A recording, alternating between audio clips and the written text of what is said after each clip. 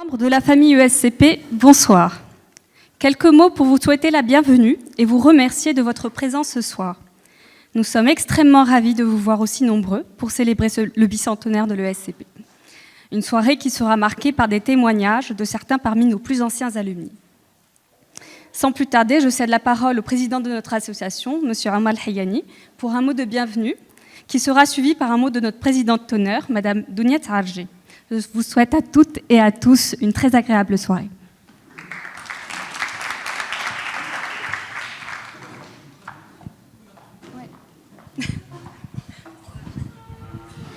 Bonsoir à tous, Monsieur le ministre, Monsieur le Wali, chers alumni, chers amis, nous sommes extrêmement heureux de vous voir aussi nombreux ce soir pour célébrer ce bicentenaire de l'ESCP et surtout très heureux de voir des visages nouveaux, surtout parmi nos plus anciens, qui, je pense qu'ils ont tous la nostalgie de l'école ce soir. Alors, peu importe comment on appelle cette école, École supérieure de commerce de Paris, Subdeco Paris, ESCP Europe, ESCP EAP, et depuis avant-hier, ESCP Business School. On n'a pas encore changé de logo, mais voilà, on n'a pas eu le temps. C'est une école qui nous a réunis donc, durant nos études, qui nous a transmis beaucoup de savoir, mais qui nous a aussi transmis beaucoup de valeurs. Et c'est surtout ces valeurs-là qui nous ont réunis et qui ont poussé un certain nombre d'anciens à revigorer cette association qui existait il y a quelques années. M. Mrabt m'en parlait tout à l'heure.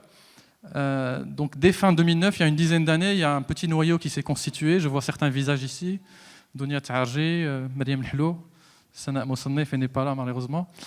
Et donc ce petit noyau s'est donné pour mission de redynamiser l'association et de la faire revivre. Bon, après quelques années de tergiversation qui ont duré quand même 3 ou 4 ans, on a réussi en 2015 à créer l'association formellement. Nous comptons aujourd'hui un réseau de plus de 500 membres, aussi bien au Maroc qu'à l'étranger. Je pense qu'il y a au moins 200 ou 250 membres qui sont résidents aujourd'hui au Maroc. Nous organisons pas mal d'activités. Je pense que vous êtes tous inscrits sur le mailing, donc vous devez recevoir toutes les activités qu'on organise, des conférences, des dîners, des ftors chaque Ramadan, des randonnées, des sorties, tout ça pour maintenir cet esprit de convivialité au sein de notre communauté. Alors ce soir, on vous a programmé un programme assez riche. Bon, j'ai une mauvaise nouvelle et une bonne nouvelle à vous annoncer. La mauvaise nouvelle, c'est que M. Amar Brada, malheureusement, ne peut pas être parmi nous. Il est à l'étranger, il n'a pas pu rentrer à temps et il s'excuse auprès de vous. Et puis la bonne nouvelle, c'est qu'on aura un peu plus de temps pour nos 3 autres invités. Le premier sera M. Ahmed Ben Kiran, qui est le doyen des anciens de l'ESCP, qui nous fait vraiment l'honneur d'être aujourd'hui parmi nous. Il est ex-secrétaire d'État, ex-DG de la CDG, ex-ambassadeur, ex-vice-président de la CGEM, ex-parlementaire. Il nous parlera de son très riche parcours tout à l'heure.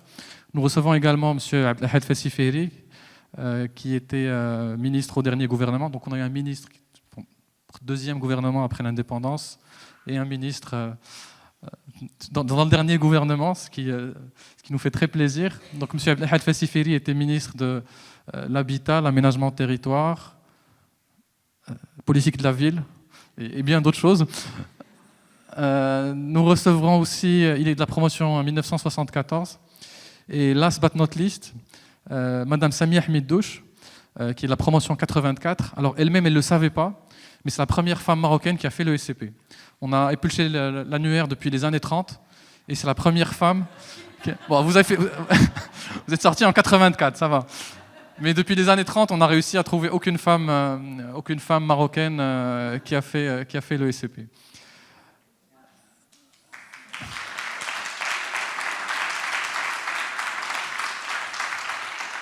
Alors avant de démarrer, je souhaiterais remercier les partenaires qui ont permis d'organiser cette soirée. En premier lieu, EY Maroc et notre très cher alumni Bachir Tezi. Voilà. Merci beaucoup, Monsieur Tezi, pour votre soutien permanent. Je remercie également Dari Kouspat et notre alumni Amin Khalil. Merci, Amin. Et puis, nous remercions aussi nos hôtes chez Yasmine Immobilier dans cette très belle tour. Et puis, ils ont aussi préparé une offre spéciale pour les alumni. Si vous êtes intéressé, ils ont un bureau juste là et vous pouvez discuter avec eux. À la fin de la soirée, on se retrouve tous dans un cocktail dînatoire au penthouse, au 15e étage, avec une très belle vue sur Casa. Donc, je vous souhaite tous une très belle soirée et à tout à l'heure.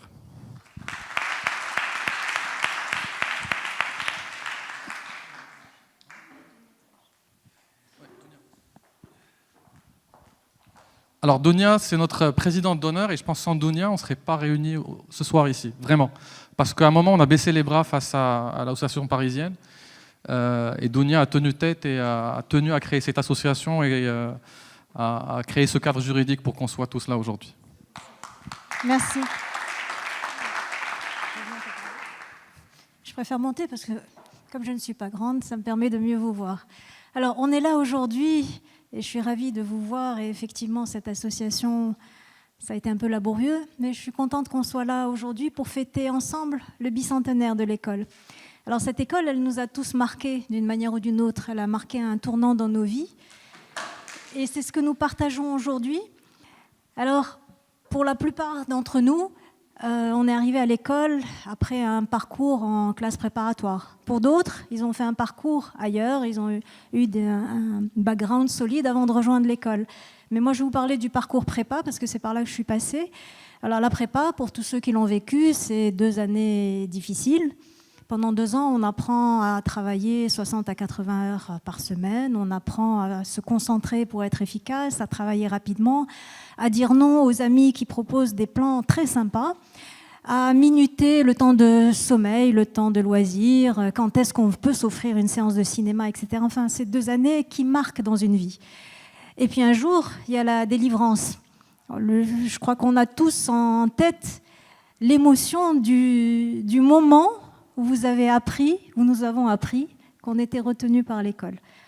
Alors, bon, moi, j'ai fait partie d'une époque où il n'y avait pas Internet et j'oublierai jamais, ça se passait par téléphone, j'oublierai jamais mon cœur qui s'est arrêté de battre pendant qu'au bout du fil, quelqu'un lisait la liste pour voir s'il y avait mon nom.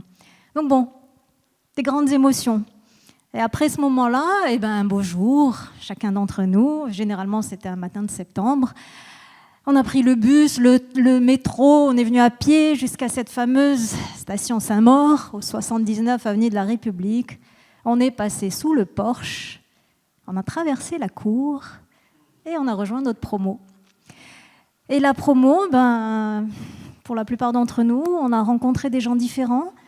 Moi, pour ma part, j'ai rencontré une chimiste vénézuélienne, Astrid, qui est encore mon amie aujourd'hui, Amin, un ingénieur libanais, et Lou, un designer coréen, qui avait fait des parcours complètement différents avant de rejoindre l'école.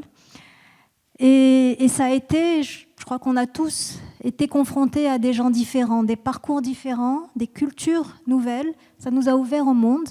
À côté de ça, bien sûr, il y avait les cours. Certains profs étaient passionnants. Pour ma part, quand je suis rentrée à l'école, je voulais faire du marketing. Et puis, mon chemin a croisé M.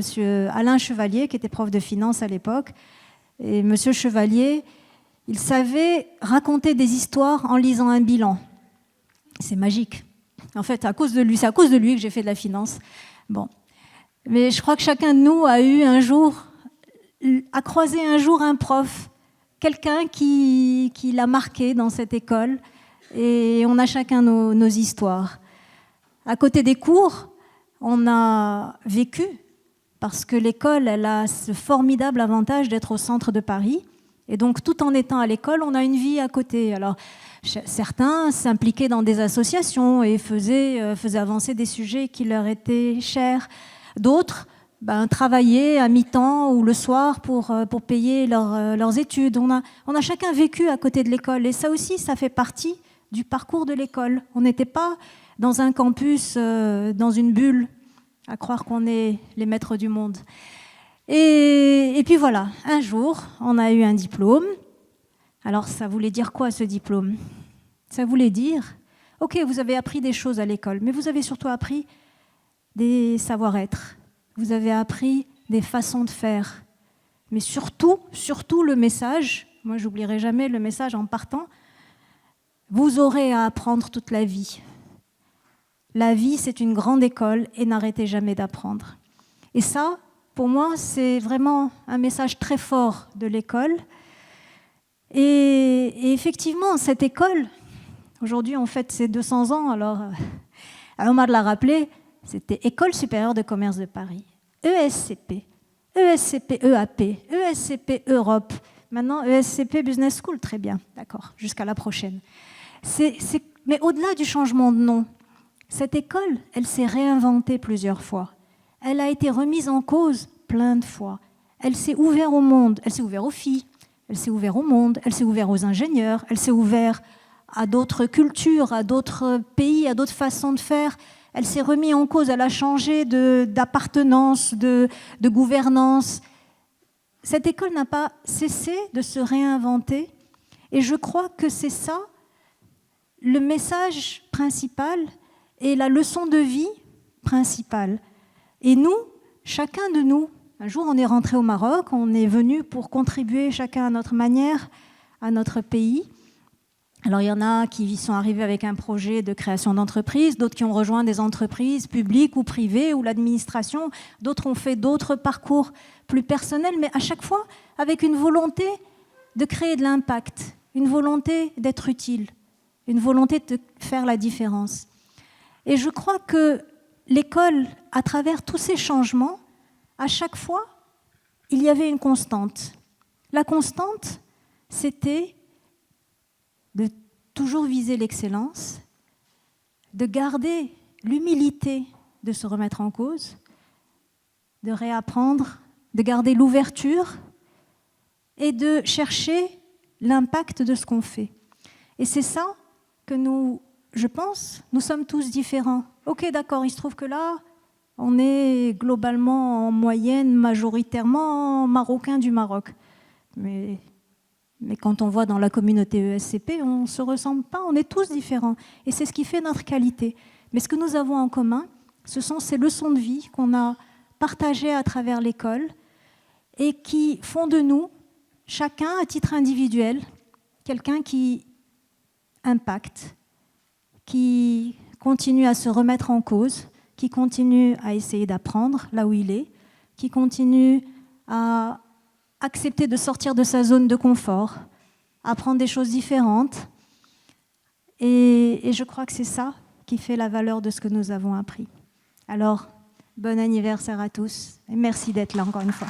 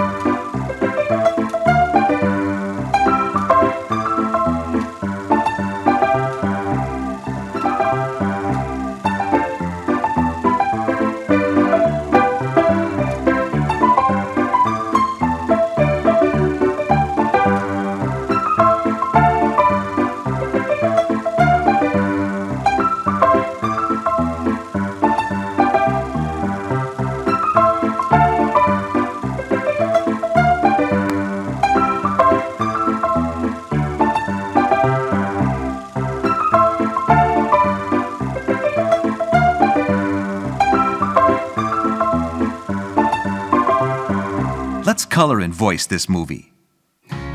And the school opened its Madrid campus in 1988. But something big was about to happen, an unstoppable feeling, because love was in the air. ESCP and EAP merged in 1999, creating ESCP Europe, the Pan-European Business School. And the family grew, with a new campus in Turin in 2004, another one in Warsaw in 2015, and the last one, our current campus in Paris, in 2017. Paris, London, Berlin, Madrid, Turin, Warsaw. 6 urban campuses. 130 academic alliances throughout the world. Triple Crown accredited business school. Ranked among the world's best business schools. 5,000 degree students every year. 5,000 managers every year. 130 research active professors. More than 800 practitioners and experts. More than 100 nationalities across our 6 campuses. 55,000 alumni in over 150 countries. A unique international experience.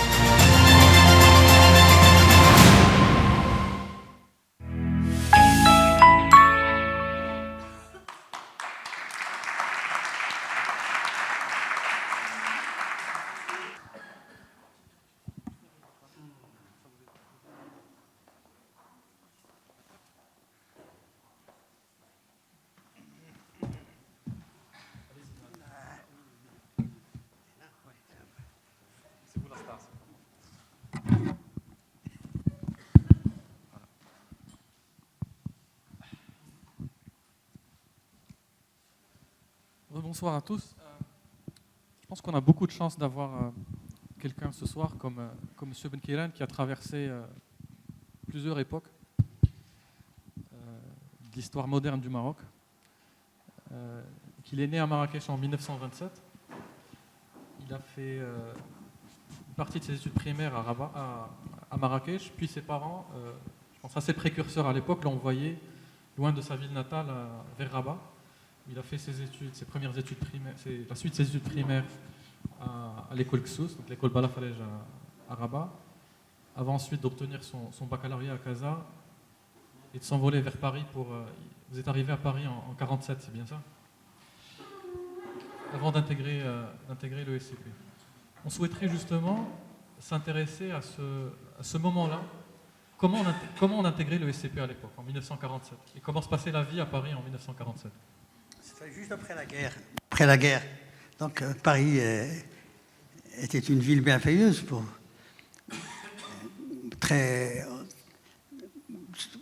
c'était 2 ans après la guerre, donc on était astreint à des tickets pour manger et des tickets également pour avoir du lait et avoir du pain avant que l'État n'ouvre des cités universitaires, des restaurants universitaires. Donc, beaucoup de restrictions que nous n'avons jamais connues au Maroc, même pendant la guerre. Beaucoup de restrictions, mais une joie de découvrir Paris, c'est certain. Vous me disiez qu'une bonne partie de la nourriture venait du Maroc pour vous. Comment ? Pour les étudiants marocains, une partie de la nourriture venait du Maroc, de vos familles. Parce qu'on vivait avec les colis qu'on recevait du Maroc. Voilà. Beaucoup de sardines, cabourzel, al-ghriba ou sardines, c'est ce qui nous sauvait. C'est ce qui nous sauvait, sinon on crevait de faim. Et pour parler avec le Maroc, il fallait attendre le téléphone pendant pratiquement une journée pour avoir la ligne de Maroc. Alors, comment vous avez intégré le SCP, justement ? D'abord, il fallait faire une année préparatoire. Nous étions 3. les 3 premiers Marocains, c'était Mamoun Tahri, c'était Ahmed Benani, l'ancien wali de la Banque du Maroc, et moi-même. Nous ne nous connaissions pas, nous nous sommes retrouvés à Paris. Il fallait donc faire cette année préparatoire. Nous avons fait l'année préparatoire. Mes 2 camarades ont réussi brillamment d'entrer et moi j'étais calé. Et j'avais le choix ou bien de refaire l'année préparatoire ou d'aller. Je suis allé voir le directeur en lui disant j'ai pas envie de faire une année préparatoire. Vraiment. Il m'a dit on n'a jamais connu ce cas jusqu'à présent.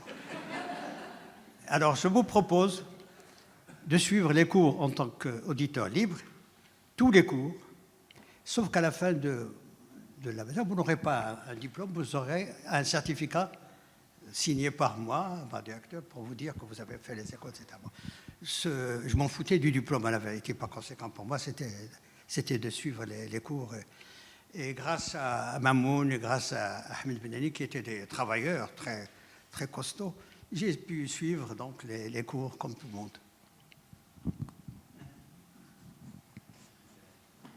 Vous me disiez tout à l'heure que pourquoi vous n'avez pas voulu refaire cette année-là? J'ai pas voulu pour plusieurs raisons. À l'époque déjà, j'étais politisé. J'étais fortement politisé à Paris. C'était l'après-guerre, c'est les courants d'opinion. À la vérité, le socialisme, le communisme, l'existentialisme, tout cela me chatouillait beaucoup plus que les écoles, que l'école primaire, que l'école de commerce. Ça a été très utile des 2 côtés, de toutes les manières. Et nous avons, pour la première fois, constitué le premier forum d'étudiants progressistes, en 1948. Premier. On avait réuni dans ce forum des étudiants du Parti de l'Istiqlal, naturellement, mais également des communistes, des PDI, des noms affiliés à des partis politiques. Et ça a été une richesse extraordinaire.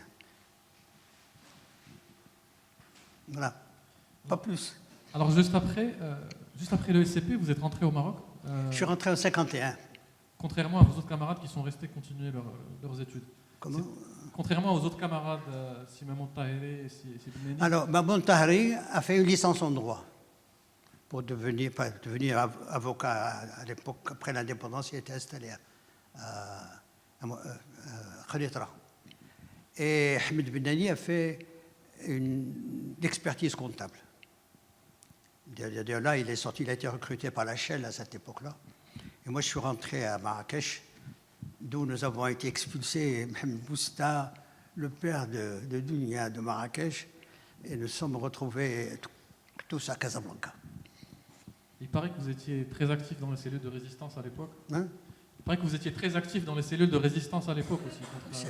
À cette époque-là, il n'y avait pas encore la résistance, c'est plus tard. Non, à l'époque, on faisait de la politique.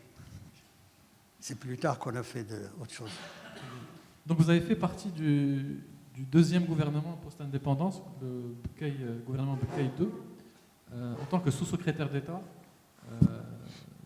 au commerce, industrie, les mines et la marine marchande. Ça fait beaucoup de choses pour un... Mais à l'époque, on essayait de paraître au plus pressé. On a hérité cette composition de gouvernement parce qu'on manquait de cadres. On manquait terriblement de cadres. Il y avait combien de bacheliers au Maroc à l'époque? Il y avait combien de bacheliers à peu près? À l'indépendance, on était moins de 2000 bacheliers à l'indépendance du Maroc, musulmans et israélites. Moins de 2000.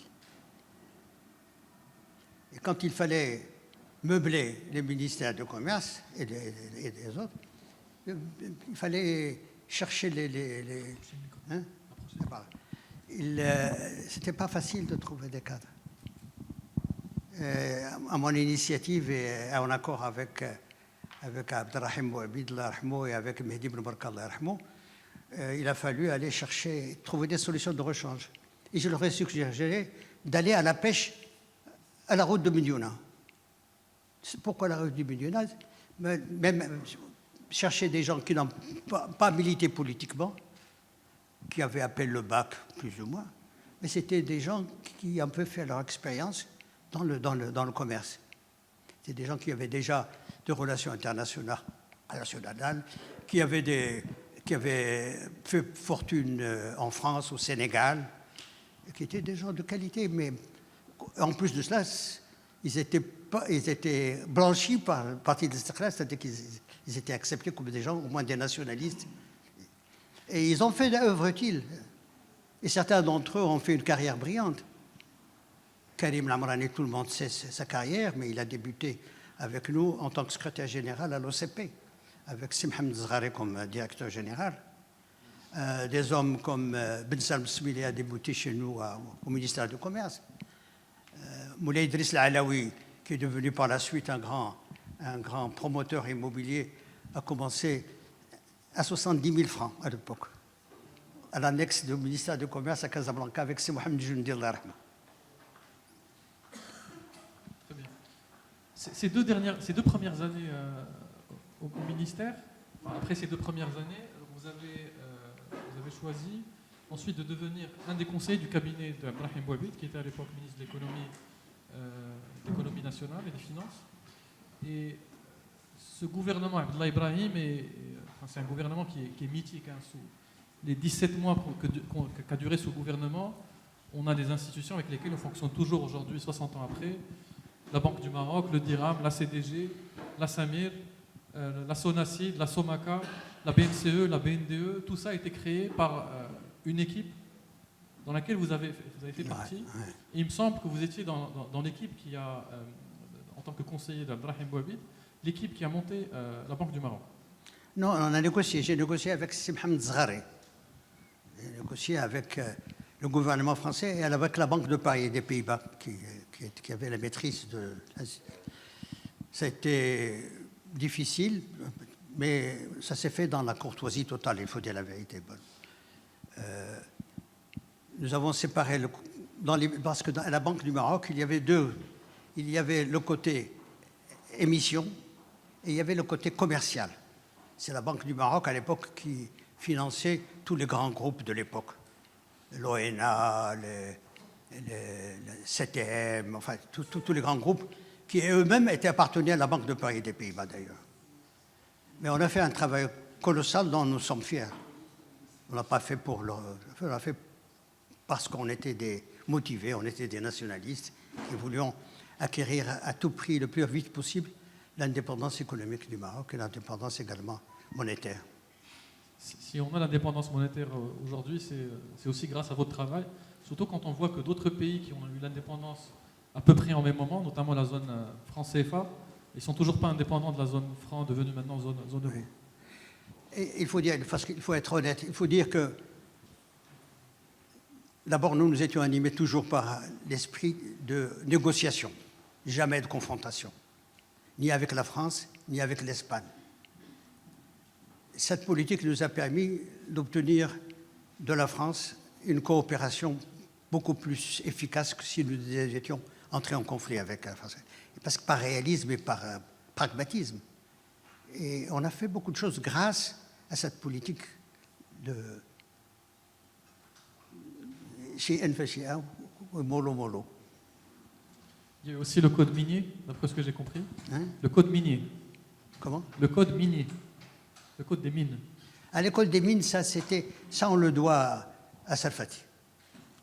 Dans notre équipe, dans l'équipe de Bouabid, il y avait Abraham Sarfati, qui est ingénieur des mines.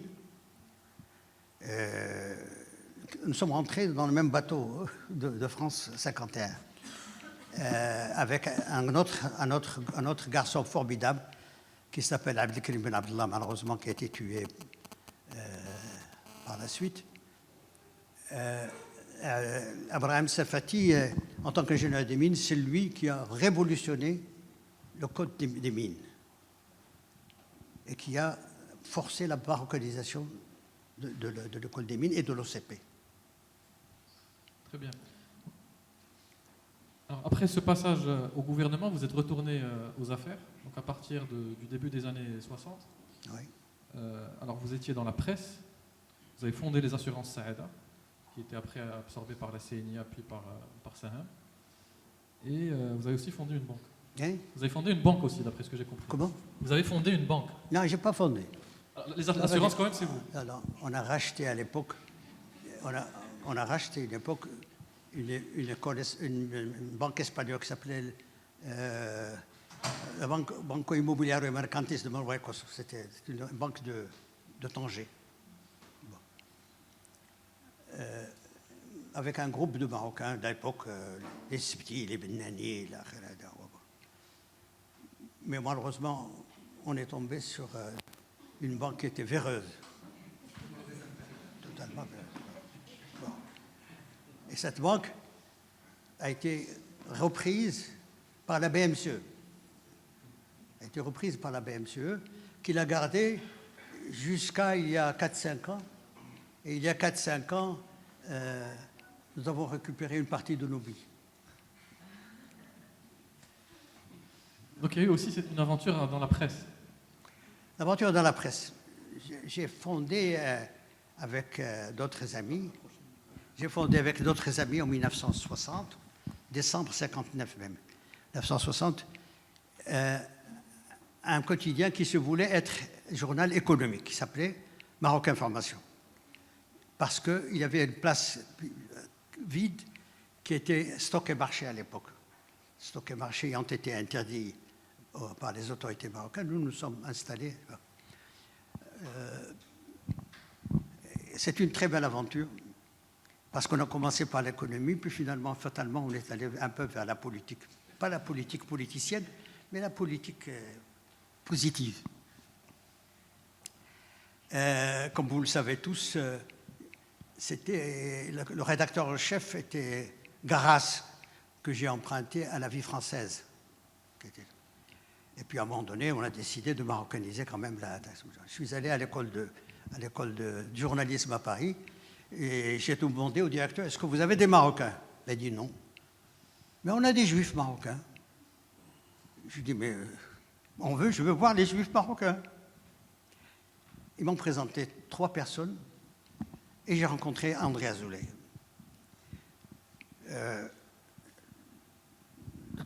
Il y a eu le coup de foudre. Mais je lui ai dit, écoute, il faut au préalable qu'on se mette d'accord sur un certain nombre de choses. Un journal, c'est une politique. C'est une ligne éditoriale. Il faut qu'on parle. Et nous sommes allés dans un restaurant au de Mago à Paris. Et nous sommes restés une après-midi entière. Qu'est-ce que tu penses du Maroc, le régime marocain? Qu'est-ce que tu penses de la Palestine, des relations avec Israël, etc. etc. Et j'ai trouvé un homme honnête. Il était d'ailleurs il avait constitué déjà à l'époque un mouvement qui s'appelle Peace Now en Israël, la paix maintenant. Il a commencé comme rédacteur et en 1963,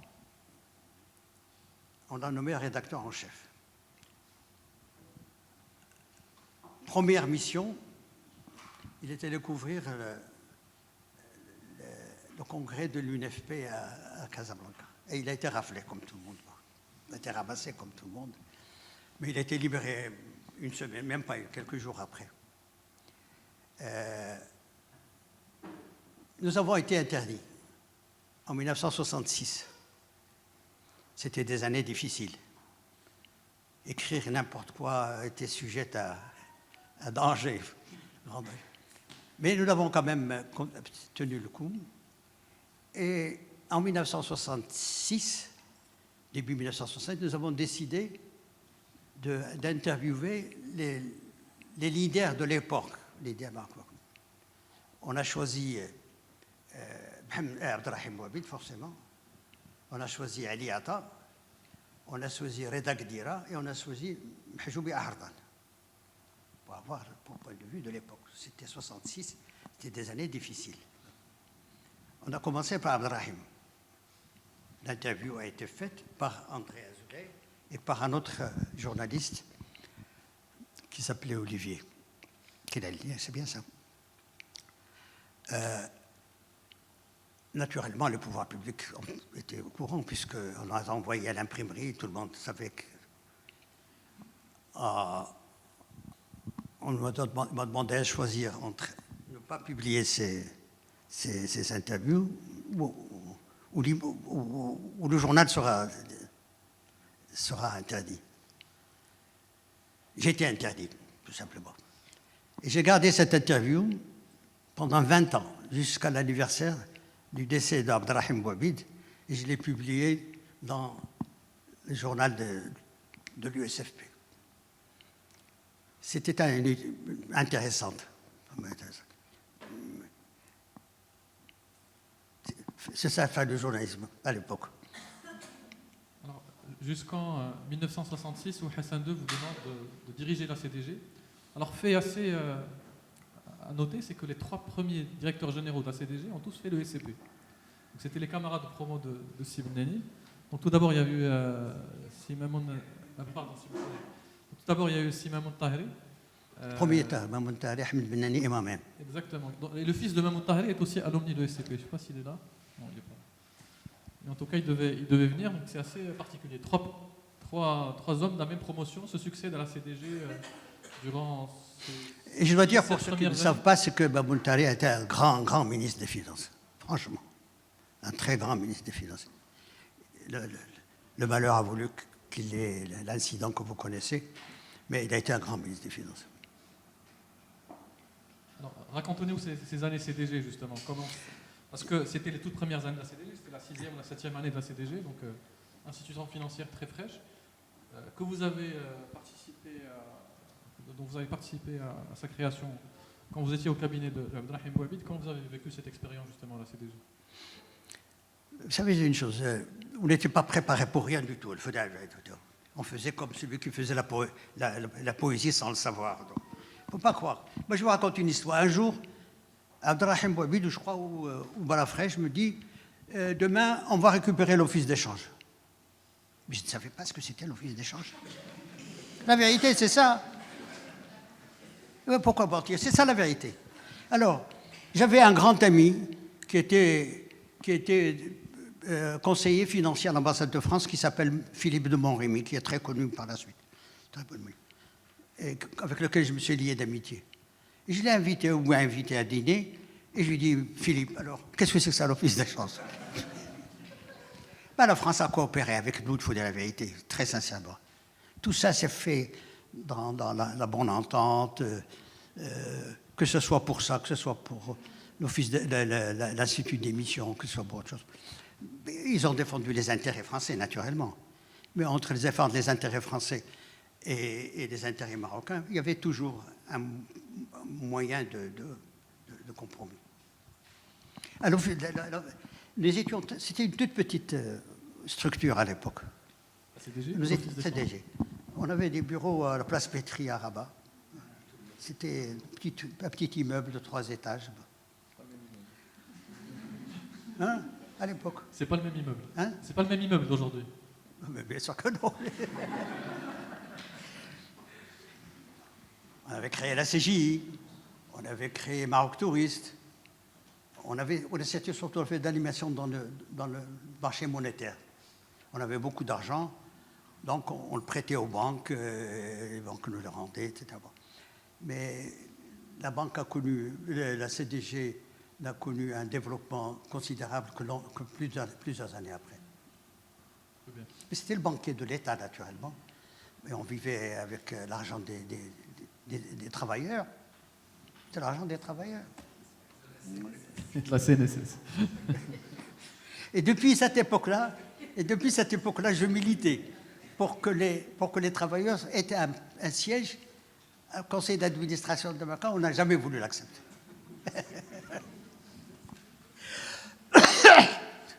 Si j'en connais quelque chose. Alors, il paraît aussi que vous êtes le fondateur de la Fédération royale marocaine du Golfe. Et que ça a failli vous être fatal. Oui. Que ça a failli vous être fatal en 71. Vous pouvez nous raconter l'histoire du coup d'État à Sreras? Non.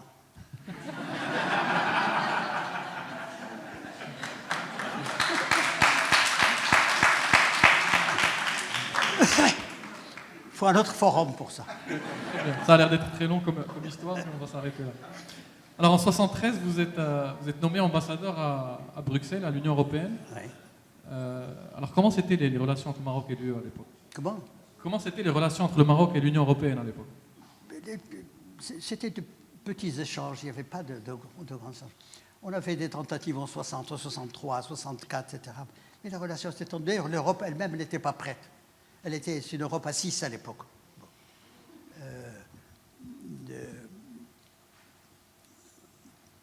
Mais il y avait une volonté européenne et une volonté marocaine de négocier des choses beaucoup plus importantes que ce qui existait à l'époque.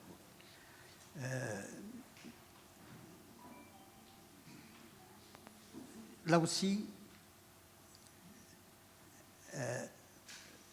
nous avions une bonne équipe marocaine, très bonne équipe marocaine. Je me souviens, dans les négociations, il y avait un homme qui était extraordinaire, qui s'appelle Houkimi, qui était à la douane. Houkimi était à la douane marocaine. Il était dans la négociation. Et il connaissait les règles des douanières européennes plus que quelquefois que ses interlocuteurs. On a négocié dur. Il y avait des choses qui étaient négociables, il y a des choses qui n'étaient pas négociables. Mais dans l'ensemble, l'accord de 76 a été un bon accord. C'est un bon accord. Il a été suivi, perfectionné par la suite, naturellement.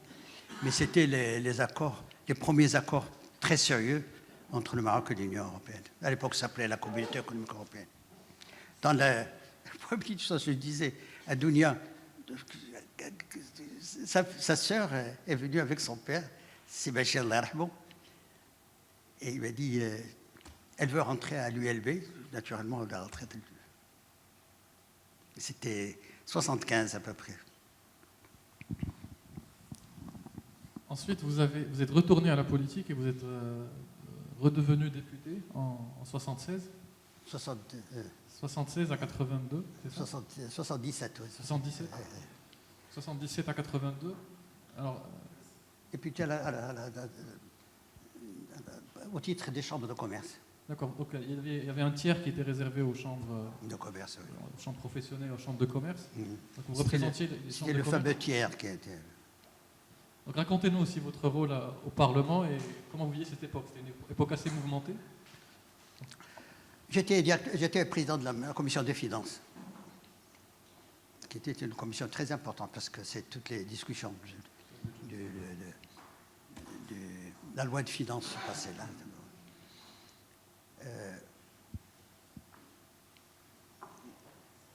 C'était une époque difficile, mais aussi enthousiaste. Très bien. Et après, vous êtes encore retourné à la CGEM en tant que vice-président pendant 12 ans. Oui, bah, ça c'est... Et c'est là où vous avez fondé le Centre marocain de la médiation. Oui. Bah, c'est grâce à des gens comme Saad Khtani, comme des gens comme ça, comme le Hijouji. On a monté une bonne équipe à l'époque, une bonne équipe qui était... Et puis après ça, Hassan Chami a pris la suite. Aussi, je crois qu'on a fait du bon travail, je crois. C'est vrai? Très bien. On a créé pour la première fois un centre de médiation. Et compte tenu de mes rapports amicaux avec les centrales syndicales, j'ai pu résoudre, avec d'autres, on a pu résoudre un certain nombre de conflits. Des conflits quelquefois difficiles, très durs. C'est vrai que c'était un choc à la CGM de voir 3 syndicats débarquer au siège de... Oui, pour la première fois, on a invité les 3 centrales syndicales, avec Mhijoub en tête, avec Amaoui en tête, avec Afilal en tête. Ils sont tous venus, on a inauguré une ère nouvelle de discussion, etc. Bon, malheureusement, ça s'est détérioré par la suite, mais il y a une bonne ambiance. Les syndicalistes, qu'on l'en dise, sont des patriotes aussi. Il faut les écouter, il faut essayer de composer avec eux, etc. C'est un pays il n'y a pas de démocratie sans force, sans syndicats forts et sans parti politique fort. Il ne peut pas y avoir de démocratie. C'est vrai ou c'est pas vrai? Voilà. Sybille Keren, un petit conseil aux jeunes qui sont là. Un petit conseil aux jeunes. Vous qui avez traversé plusieurs époques de ce Maroc précolonial.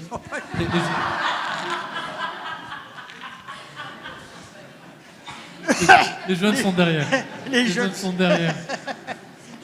Vous avez eu une carrière très riche. Une chose, non, quand je rencontrais des jeunes, pas forcément des CP, etc., je me dis, qu'est-ce que vous conseillez aux jeunes? Je dis, il faut oser prendre des risques. Même si on échoue, on rebondit par la suite. Parce qu'à partir de cet âge, on ne prend plus de risques. Il faut prendre des risques. Il faut être courageux, ne pas craindre de l'échec, parce que l'échec est une étape seulement de la vie. Or, malheureusement, je dis Inch'Allah, les jeunes aujourd'hui me donnent l'impression d'être trop vieux, les jeunes.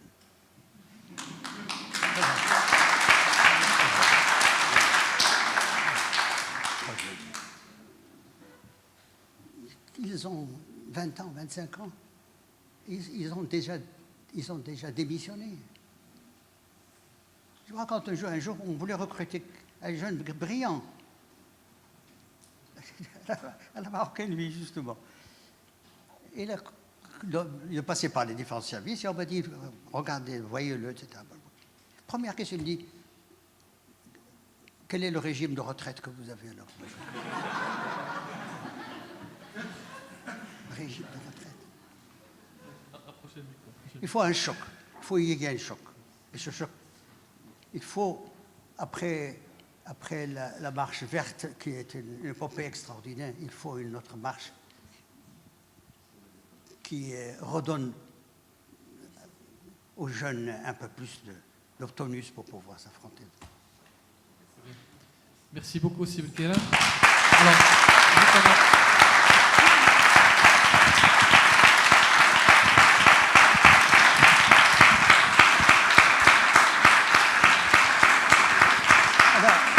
Il y a une personne avec nous dans la salle qui est Madame Irène Bonneau, qui est chercheuse et qui travaille sur les archives de M. Keren. Il a des archives énormes, je ne vous raconte pas les cartons que j'ai vus chez lui. Il a vécu plusieurs époques et à des postes très différents, donc c'est une vraie mémoire vivante du Maroc. Et Madame Bonneau souhaiterait vous présenter quelques documents issus des archives de Sybille Keren. Alors là, il y a juste une petite question. Il y a en début 1980, j'ai commencé à écrire mes mémoires. C'est une bêtise que tout le monde a en tête. Et j'ai écrit pendant de 80 à 94, 95. J'ai tout arrêté. Parce que j'ai trouvé que j'étais subjectif. Je glorifiais mes faits et je minimisais mes méfaits. Alors j'en ai parlé à Tosi, à mon ami Tosi. Je lui ai dit, écoute, qu'est-ce qui se passe? J'arrive pas. Mais dit, écoute, écrire ses propres mémoires, c'est un danger qu'il faut éviter. Par contre, j'ai 2 collaboratrices, Béatrice Ibou, que vous connaissez, qui est directeur de recherche au CNRS et professeur à Sciences Po, et cette jeune fille qui était plus jeune que qui était plus jeune que ma petite fille, qui est professeur de sciences politiques à Turin, et nous nous sommes vus. Nous avons discuté. Elle a eu fait un travail colossal qui va aboutir au début 2020 par un livre à qui j'ai confié toutes mes archives. Et il se trouve que ces archives sont énormes, que j'ai récupérées des différents endroits. Ces archives, c'est elle qui est en collaboration, avec la collaboration de Tosi et avec Béatrice Ibou. Alors, comme elle travaille sur mes archives, qu'elle connaît mieux que moi, alors elle a sélectionné pour un certain nombre de documents. Voilà. Je vous remercie. Je voudrais témoigner que M. Benkiran n'a jamais arrêté de prendre des risques parce qu'il y a 10 ans, il a pris le risque de travailler avec moi. De travailler avec moi, effectivement, en arrêtant de penser que quelqu'un qui veut raconter, qui veut témoigner, soit à mesure de se poser soi-même les questions sur lesquelles rebondir. Il a accepté de faire un travail très exigeant, en fait, dans lequel on a véritablement passé ensemble 10 ans. J'avais 28 ans quand on a commencé. Il en avait 82. Et nous avons d'abord commencé à parler, on s'est connus, Madame Bono, Monsieur Benkiran. Et puis, au fur et à mesure, on a construit une vraie relation basée sur les partages, non pas des grands secrets, mais des doutes sur comment interpréter, quelle signification donner aux expériences vécues, y compris celle à Subdeco. Moi, je l'appelle comme ça parce que je l'ai connue à travers lui dans l'époque 47-51. Et donc, c'est à partir de cette époque que nous avons sélectionné pour vous quelques documents tirés de l'archive de M. Benkiran que nous avons pu numériser de façon intégrale. Il s'agit de 48 000 pages uniques, en fait. 48 000 pages uniques, un millier de photos, 2 collections de presse qui couvrent donc la période de 66. Avec plaisir. Alors, ça, c'est la photo de la promotion 47 de l'École supérieure du commerce de Paris. Vous pouvez voir M. Benkiran ici et Ahmed Benani juste ici. Juste une chose. Ouais. Il y avait, de toutes les manières, on était les 3 Marocains. Il n'y avait jamais eu, à l'École supérieure de commerce de Paris, autre chose que les Français. Même pas les Européens. Il n'y avait pas de pays européens. Il n'y avait que des Français. Un peu racistes sur les bords, un peu petite grande bourgeoisie, etc. Et d'ailleurs, je les emmenais moi. J'allais au cours avec l'humain.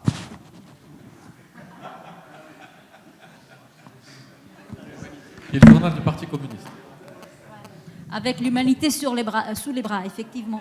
Et donc, la chose qui m'a toujours plu de cette photo, c'est de la voir en séquence avec celle de l'année d'après, dans laquelle les 2 jeunes Marocains que vous voyez assis là changent totalement de visage et sont absolument épanouis. Si vous pouvez, s'il vous plaît, passer à la prochaine photo. Vous voyez, désormais à l'aise, sans lunettes, un peu une posture qui démontre le fait qu'ils sont vraiment en train de s'épanouir et d'intégrer... Ça, c'est l'effet école de commerce. Ah, je crois comprendre, je crois le comprendre. Et effectivement, moi, qu'est-ce que c'est ici, la signification d'une expérience comme 3 ans, 4 ans à l'École supérieure du commerce de Paris pour une politiste qui travaille sur le changement politique au Maroc? En fait, c'est le fait de voir l'importance de cette école comme carrefour des rencontres. Là, on a déjà parlé des différents élèves de la première promotion des Marocains qui succèdent à la CDG, mais un autre document auquel je tiens beaucoup, c'est celui d'après. C'est un rapport de stage à l'Essieur, aux huiles l'Essieur que M. Benkiran a fait en 1948, en fait, rencontrant Jacques Lemaigre Dubreuil, le patron des huiles, qui s'avère, quelques années après, a joué un rôle très important dans les négociations et pour soutenir le mouvement national du Maroc pour aboutir à l'indépendance. Et donc, c'est très intéressant pour quelqu'un qui interroge les changements politiques de voir que même un rapport politiquement très important comme celui entre M. Benkiran et les maîtres du Breuil naît à travers l'école de commerce, naît à travers un stage, même si ça n'a rien à voir, le fait de l'avoir repris après. Ouais. À la photo. Allez.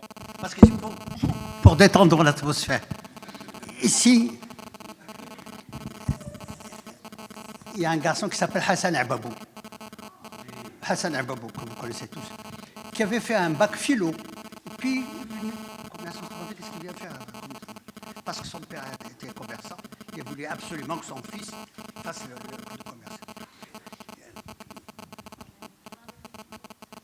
Premier trimestre, de professeur de comptabilité. Et il nous fait un tableau comme ça, actif, passif. Et il met passif, capital. Il dit, mais c'est pas logique. Mon capital, je le mets au passif alors que c'est mon capital. Quel est de hammaqa de Dieu. Il est parti. Il y a le diplôme après qu'on voit, c'est ça? Oui, tout à fait. Le quatrième document que je vous ai amené, c'est effectivement une certification que le directeur de l'école, en 1953, a donnée à M. Benkiran pour résoudre ces petits accidents qu'il avait eu au début de sa carrière, hein, qu'il vous a raconté tout à l'heure. Naturellement. Une autre rencontre très importante qui vous démontre l'importance de cette période, de cette petite séquence historique, non seulement pour le Maroc, mais pour les 3 pays du Maghreb, c'est qu'au même moment, il y avait Mansour Moalla, un Tunisien qui faisait l'école à la même époque que M. Benkiran. Et il s'avère qu'à la fin des années 50, tous les deux se sont trouvés au même moment à négocier la sortie de la zone franc du Maroc et de la Tunisie. Donc c'est grâce au fait d'avoir été au même moment à Paris que les 2 pays ont pu au moins connaître la stratégie de l'un et de l'autre vis-à-vis de même négociation. Donc vous voyez, pour quelqu'un comme M. Benkiran, accepter de faire ce travail a voulu dire réfléchir, revenir, rediscuter, accepter que quelqu'un rediscute les significations de ses expériences de vie. Nous espérons que... Alors, allez. Pour la route. Comme mon père était en contact avec le Sueur, puisqu'il était associé avec lui à Marrakech dans les huiles, il fallait faire le stage. Et mon père me dit, pourquoi tu ne vas pas chez le Sueur, à la rue de Rocher à Paris? Je suis allé, j'ai commencé mon stage. Puis un matin, il y a le secrétaire général de le Sueur qui vient me dire, le président veut vous voir. C'était donc 49 ou 50. Alors tout le monde a été étonné pour voir le président de Sueur, qui s'appelait Jacques Lemergue du Breul. C'était un monument, Jacques Lemergue du Breul. Et je vais le voir dans son bureau. C'est un homme, un costaud énorme, alors avec une voix portante. Et il dit, asseyez-vous. Il dit, vous savez que j'ai eu une usine au Maroc? Je dis non. Ah oui, j'ai une usine à Casablanca que j'ai transférée pendant la guerre. Ah bon, très bien. Qu'est-ce que vous pensez de la politique au Maroc, française au Maroc? Ah, évidemment, j'ai dit, c'est du colonialisme, de l'impérialisme, de ça, etc. À l'époque, c'était notre langage habituel. On ne pouvait pas parler sans parler de colonialisme, d'impérialisme, etc. Elle me dit, ah bon? Eh bien, merci, au revoir. Bon. Et ce monsieur, donc, je le retrouve donc pendant les événements. J'étais avec quelques-uns, le plus proche de lui, pour essayer de le convaincre. Il y a laissé sa peau. Il paraît que grâce à vous aussi, le mec du Breu est devenu un des plus grands soutiens du mouvement national. Non, faut pas. Non. Vous avez contribué en tout cas. Non. Sa mort nous a rendu service, malheureusement. C'est sa mort. Parce qu'il défendait ses intérêts, les intérêts de la France, il ne faut pas de vue. Et il avait comme dada tout faire pour que l'Union soviétique ne vienne pas s'installer au Maroc. Ça, c'était son dada. Il ne faut pas oublier que c'est un type d'extrême droite. C'est un type de croix de fer, etc. Mais la déportation de la famille royale en 1953 a été pour lui un déclic. Parce que malgré tout, c'était un homme légaliste. C'est-à-dire la France n'a pas le droit de toucher à la souveraineté du Maroc. Qui était là. Et à partir de ce moment-là, avec des gens comme Mohamed Bousta, et d'autres, c'est lui qui nous a aidés à aller, première délégation marocaine en France pour aller sensibiliser l'opinion française sur l'importance de l'indépendance du Maroc et surtout le préalable du retour de Mohamed V et de la famille royale. C'est grâce à Jacques Lemergue du Breul. Simka, merci beaucoup. Merci à vous.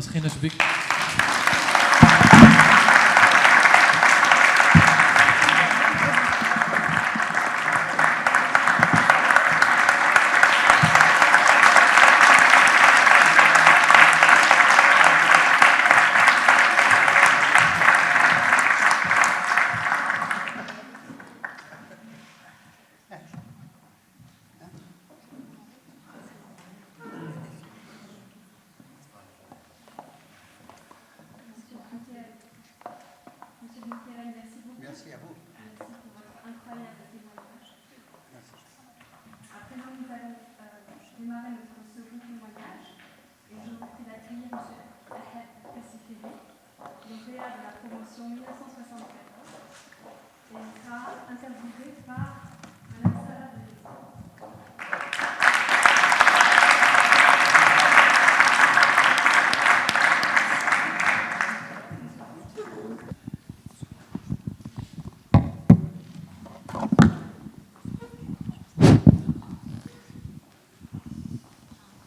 Bonsoir à tous.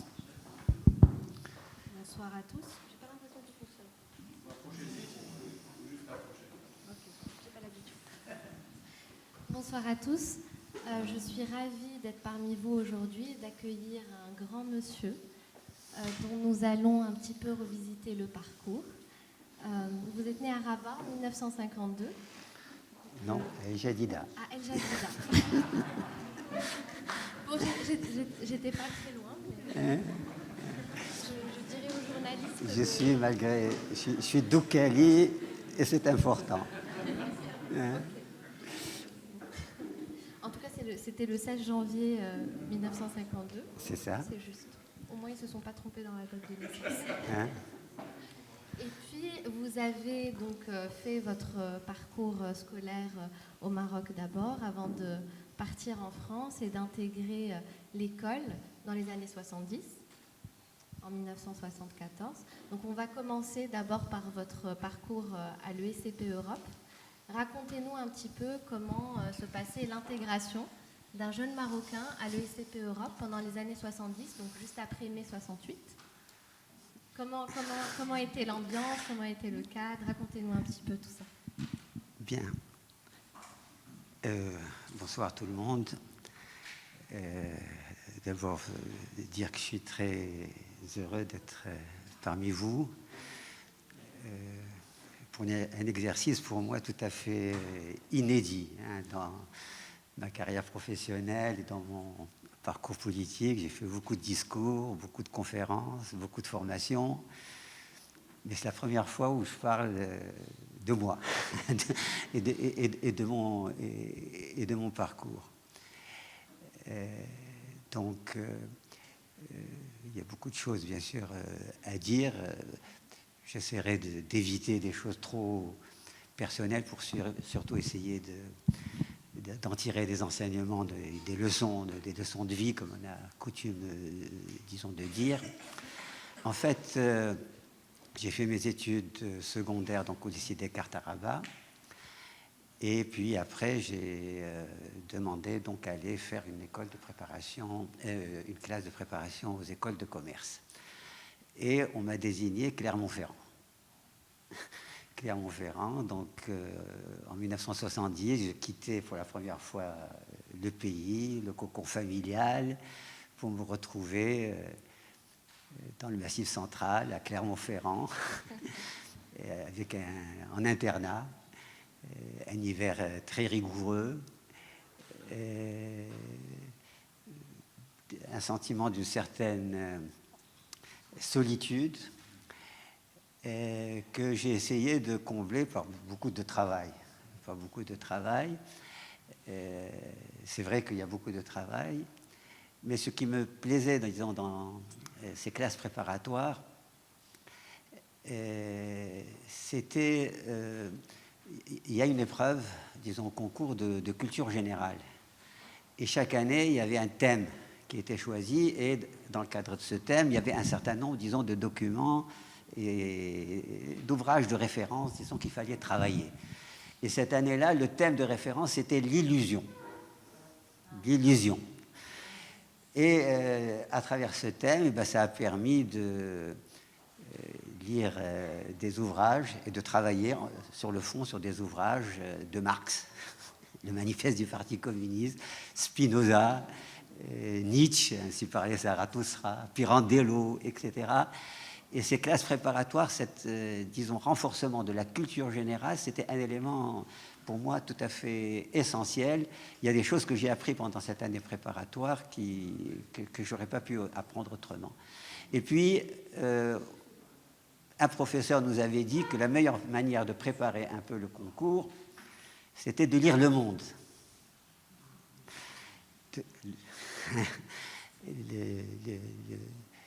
Le journal de référence son fondateur Hugues Beuve-Méry était mort, était son successeur Jacques Fauvet, en fait de grands hommes. Et dans mon box d'internat, j'avais toute la pile, disons, quotidienne du Monde, avec ses numéros spéciaux, le spécial économie du mardi, et une lecture assez assidue. Vous savez, Le Monde, 30 pages, il n'y a pas de photos, etc.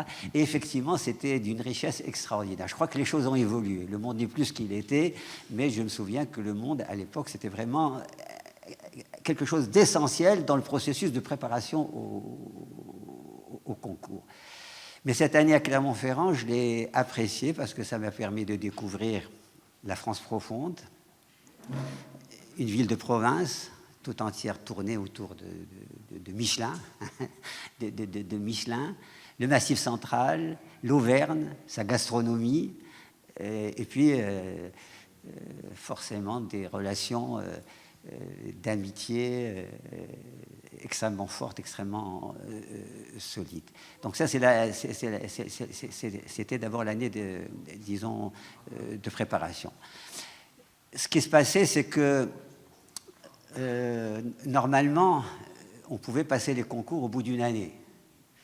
Mais on se disait, en général, on y va si on veut rentrer dans les grandes écoles, etc. Il faut 2 ans. Et la première année, on passait les écoles de Paris, HEC, l'ESSEC et le SCP, sans grand espoir, disons, de l'avoir. La deuxième année, on venait, on travaillait, on passait les grandes écoles parisiennes, et également les SKE de province, parce qu'il fallait bien trouver un point de chute. J'ai passé les concours, j'étais sur la liste d'attente de l'ESCP. Et vers le 15 septembre, donc je me préparais à retourner à Clermont-Ferrand, j'étais dans les 400e à peu près, je reçois un télégramme par le facteur, il n'y avait pas disons, d'Internet, tout ça, hein. On a parlé des difficultés de communication, le téléphone PCV à la maison. PCV, ça veut dire que c'est le destinataire de la communication qui doit payer. Il faut avoir son accord. Donc, il faut aller demander à la poste, je veux téléphoner chez mes parents, ils doivent contacter les parents. Est-ce que vous acceptez le PCV? Bon, on passait la demi-journée, disons, pour essayer d'avoir 3 minutes au téléphone avec Loualid Al-Hama, et voilà, pour dire un peu les circonstances. Donc je recevais ce télégramme qui m'annonçait que j'étais accepté, disons, à l'ESCP au bout d'une année. Bien sûr, j'étais très ambivalent. Je laissais des amitiés solides à Clermont-Ferrand, j'allais à Paris, bon, un peu grisé quoi, par l'éventualité d'aller à Paris.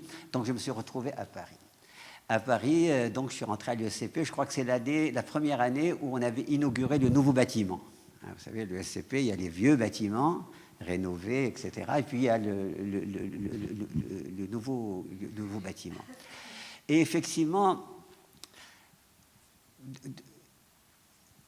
c'était une période assez particulière.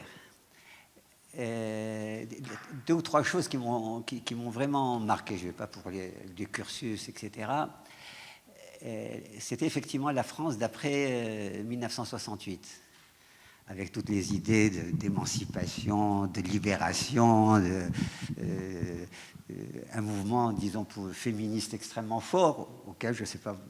Si, je sais pourquoi, c'est assez sensible, hein, assez admiratif de gens de personnes comme Gisèle Halimi, comme, bon, bien sûr, Simone de Beauvoir, qui à l'époque, etc., etc. Et 2 ou 3 choses qui m'ont vraiment frappé. La première chose, c'est que dans cette confrontation entre, disons, une France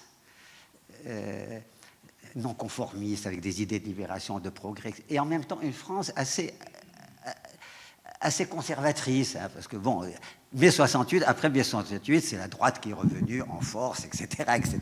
Donc la tradition, le conservatisme était présent et bien présent. Pourquoi je dis ça? La chose qui m'a frappé, c'est qu'à l'époque, l'ESCP était à dominante très masculine. il n'y avait pratiquement pas de femmes. HEC, c'était un peu la même chose. Et il y avait HEC jeunes filles.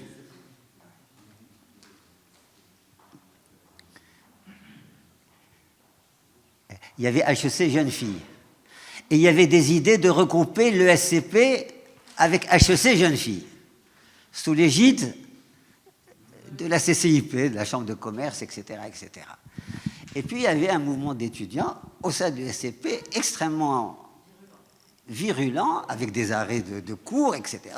On ne veut pas de la fusion avec HEC jeunes filles, et c'était vu un peu comme une dévalorisation du diplôme de l'ESCP. Et ça, à un moment, après 68, le mouvement féministe, etc. Ça, c'est quelque chose, ça m'avait choqué. La deuxième chose qui m'avait beaucoup plu, disons, à l'ESCP, c'est qu'on avait l'habitude d'organiser de grands rencontres entre des représentants un peu des deux tendances. La tendance un peu libération, émancipation, anticonformiste, et la tendance un peu plus conservatrice, etc., etc. Et ces débats-là étaient toujours très passionnants. Je me souviens en particulier d'un débat entre deux mathématiciens qui tous les deux ont fini philosophes. Il y avait Louis le Prince-Ringuet, je ne sais pas si vous connaissez, l'Académie française, la tradition, etc., très conformiste. Et puis il y avait un mathématicien du nom d'Évariste, qui avait fini philosophe et qui était dans des idées, dans la lancée de mai 68, tout remettre en cause, etc., etc. Et ces débats étaient extrêmement passionnants, extrêmement passionnants. Oui. Est-ce que c'est à partir de ce moment-là que vous avez commencé à vous intéresser à la politique? Alors, je finis juste sur un point et je reviens à cette question.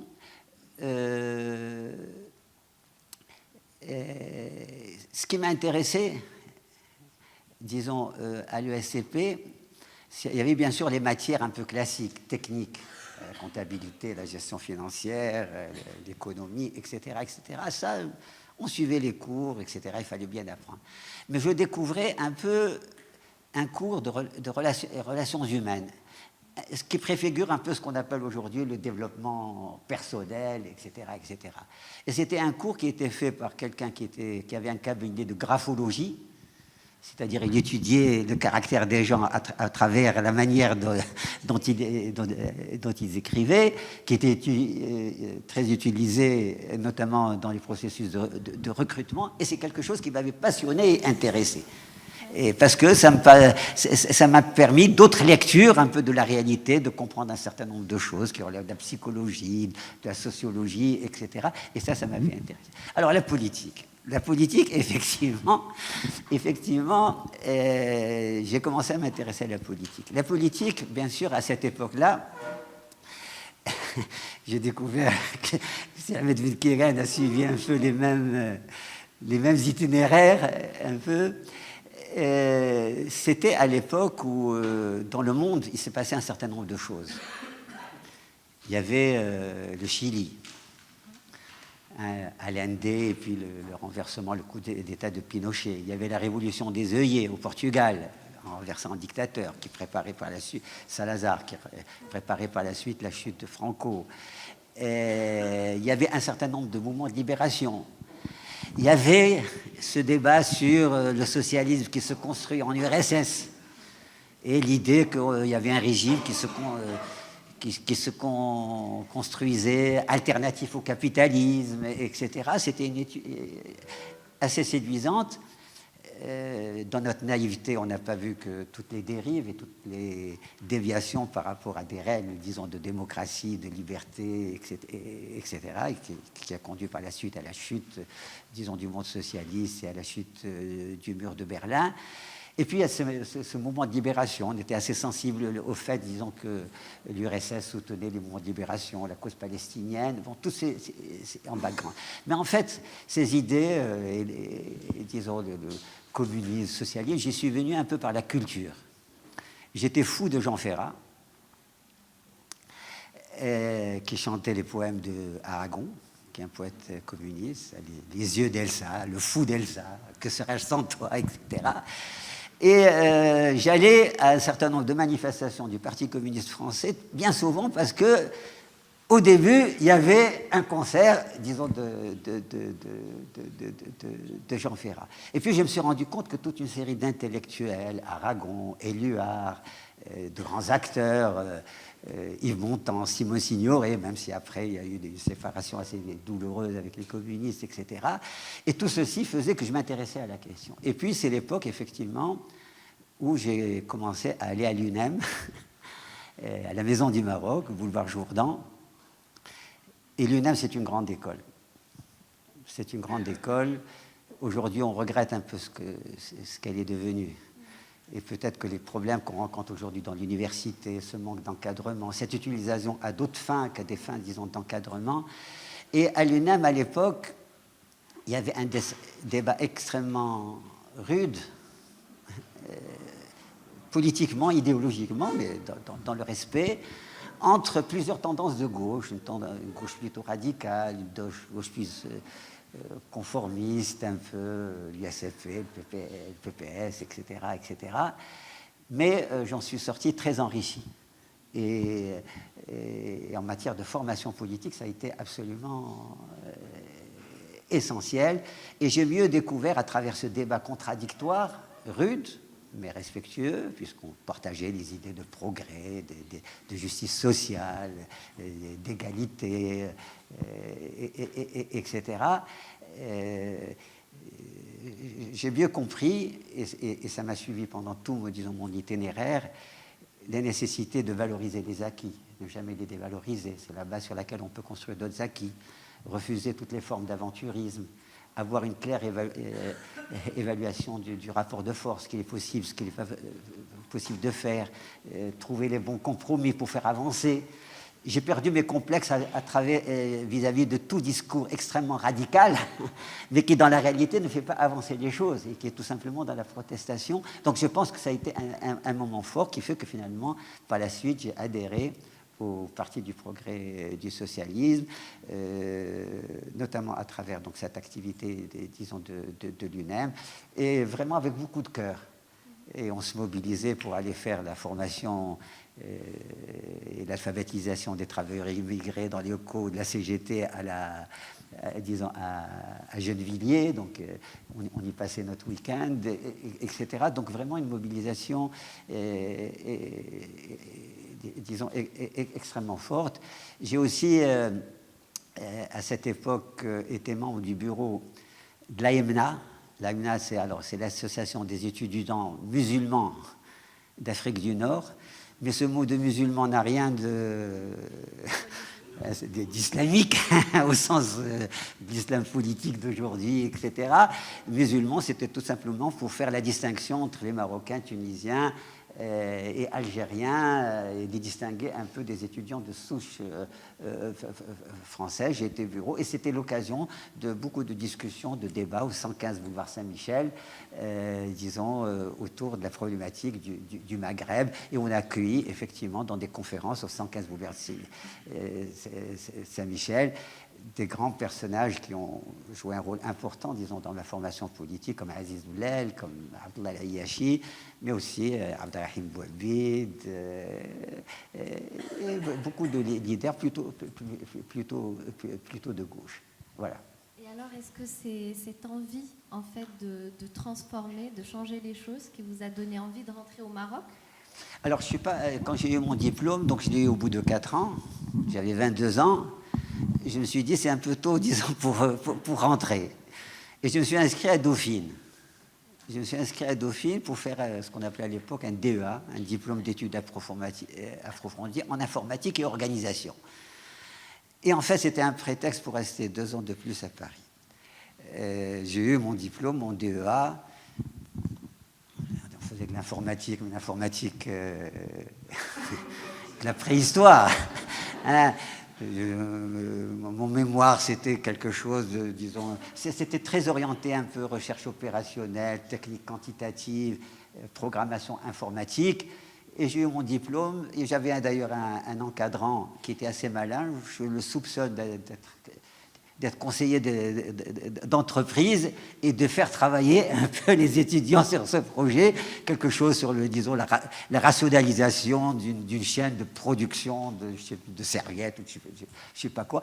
Ça, j'ai eu le diplôme, mais ça m'a pas du tout intéressé. Par contre, à Dauphine, au même moment, il y avait toute une série de séminaires à accès libre.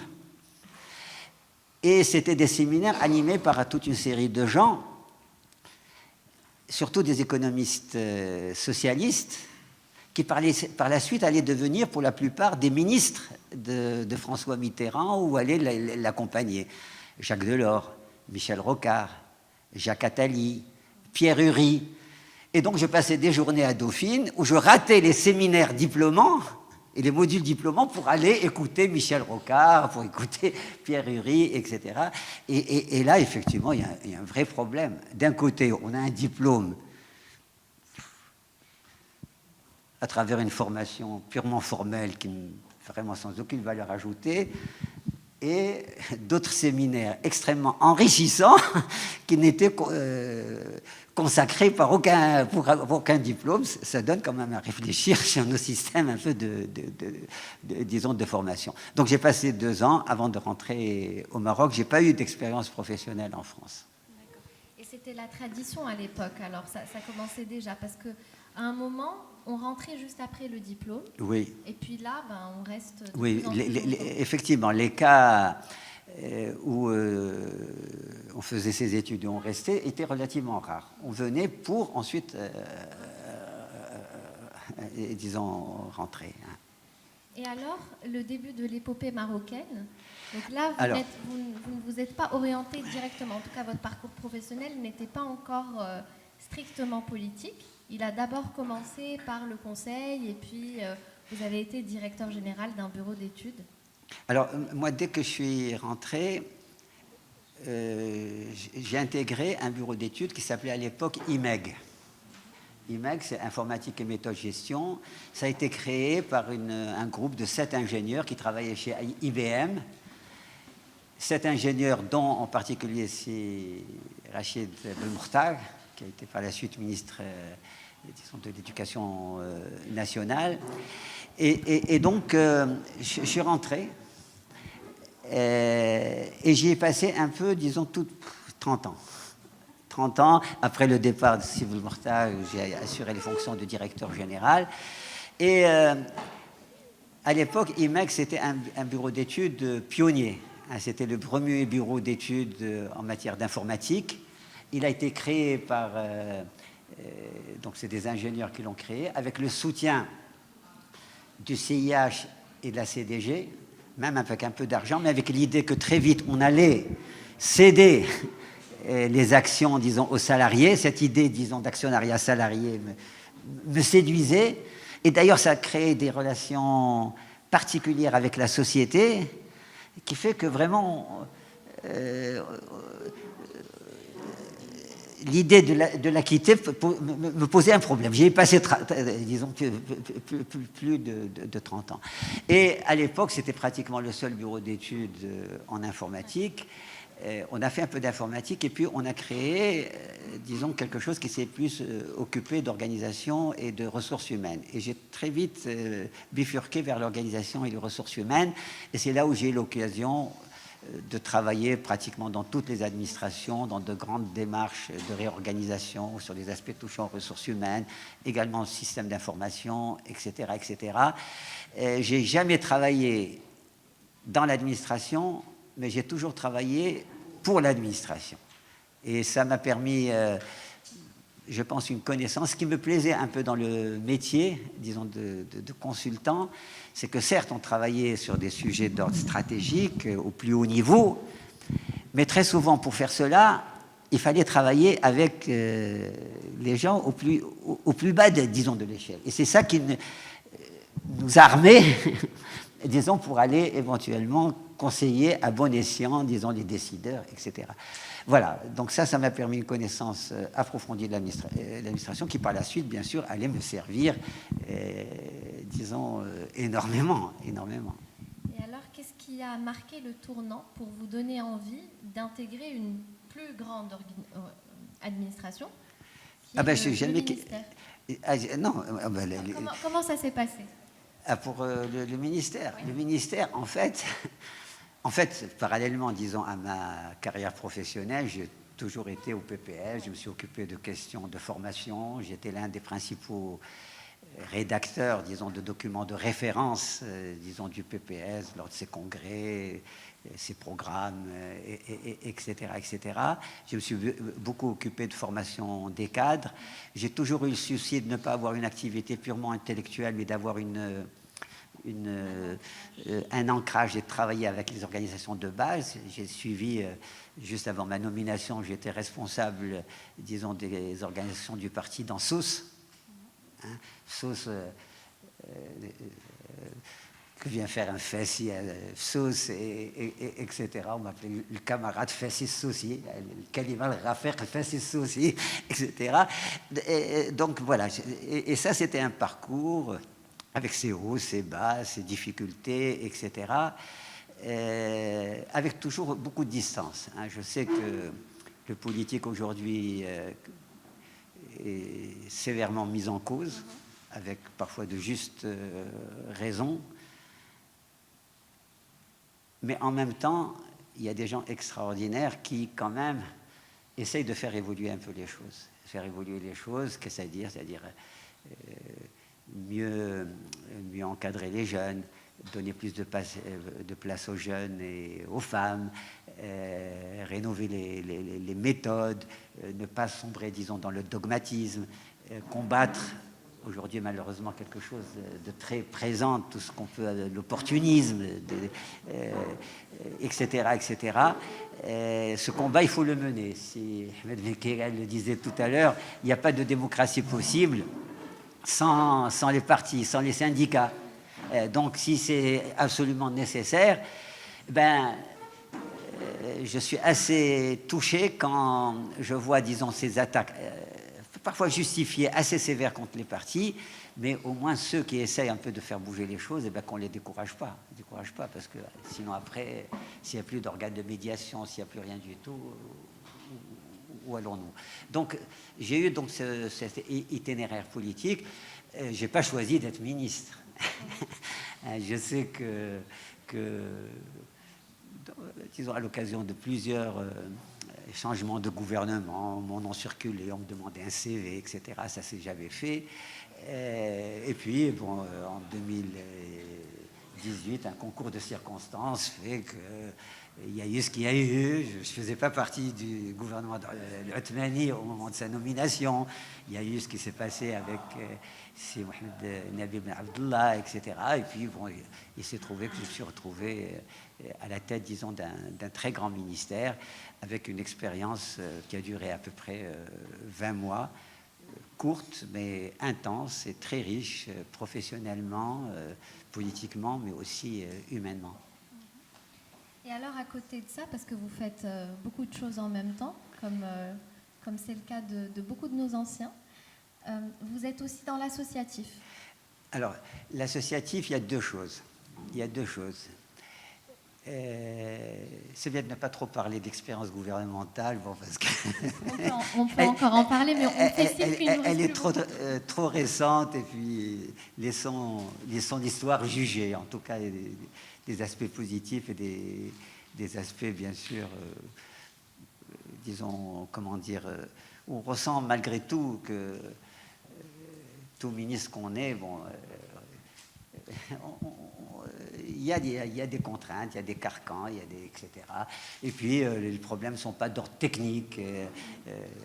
L'aménagement du territoire, l'urbanisme, etc., ce n'est pas un ministère tout seul. Il faut un portage politique très fort, il faut beaucoup d'homogénéité au niveau gouvernemental, etc. Bon, peut-être qu'on aura l'occasion d'en parler dans d'autres circonstances. L'associatif, deux choses. D'abord, je suis président. Alors, peut-être que j'ai été choisi comme président du fait de ma fonction ministérielle, mais maintenant, il faut que je sois président de manière plus concrète de Doukala Mémoire. Donc, Doukali, j'y tiens.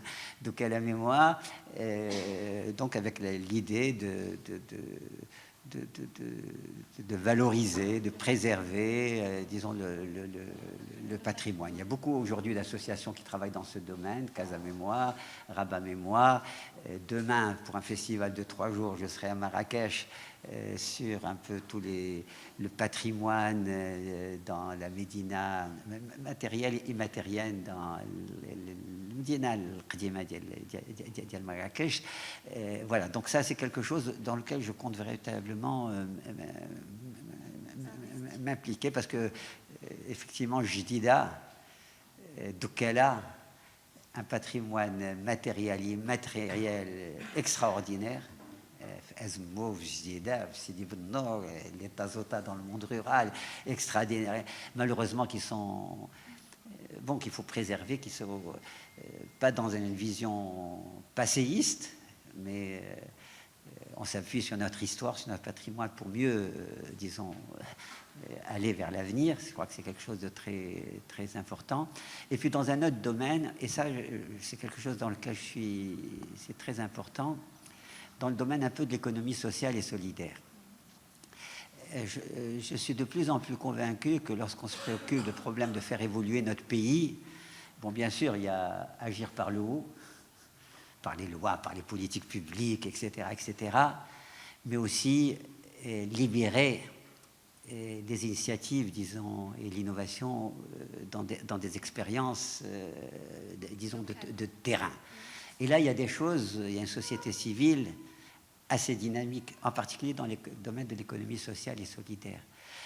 J'étais il y a 15 jours, disons, à Oujda, où il y avait le salon de l'économie sociale et solidaire, dans le domaine de l'artisanat, de l'agroécologie, même des éléments de permaculture, etc. Il y a des gens qui sont d'une capacité d'innovation extraordinaire. Bien souvent, c'est des femmes. Donc il ne faut pas voir cette économie sociale et solidaire comme vraiment l'économie des pauvres, etc. C'est créateur de valeur ajoutée, intégration des femmes, préservation de l'environnement, etc., etc. Donc il y a véritablement quelque chose à faire. Et le message que je voudrais passer, c'est que ces gens-là, moi j'ai entendu des femmes de coopératives, etc., parler, des femmes qui parlent de leur expérience de terrain, touchant, mais qui ont besoin d'encadrement. Ça serait bien que l'association des anciens, le SCP, ne soit pas simplement un réseau d'amitié, de camarades pour aider, pour créer les conditions bien sûr de convivialité et favoriser les parcours personnels, ça c'est important, c'est une bonne chose, mais en même temps qu'elle ait cette préoccupation de plus globale, d'aider au développement du pays. Et je pense que c'est un créneau, parce que ces gens-là qui sont engagés et qui ont une expérience de terrain ont besoin de quelques orientations.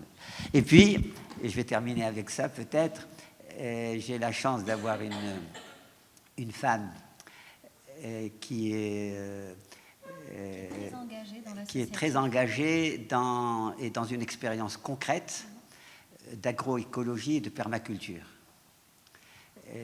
Sur un terrain relativement limité de 2,5 hectares, comment elle l'a fait revivre. Et j'ai mieux compris un certain nombre de choses. Par exemple, que le problème du Maroc, c'est certes peut-être la rareté de l'eau, la rareté des pluies, mais c'est aussi la pauvreté des sols. Comment enrichir le sol? Alors, toute une série de pratiques, de techniques, le compost, le fumier, etc. Et c'est extraordinaire. On pense que l'agriculture, c'est l'atlas, etc. Comment faire des buts sandwich, et on met la graine et comment elle pousse, avec très peu d'eau, etc. J'ai mieux compris l'importance de l'eau, faire vivre le sol, le problème de l'arbre.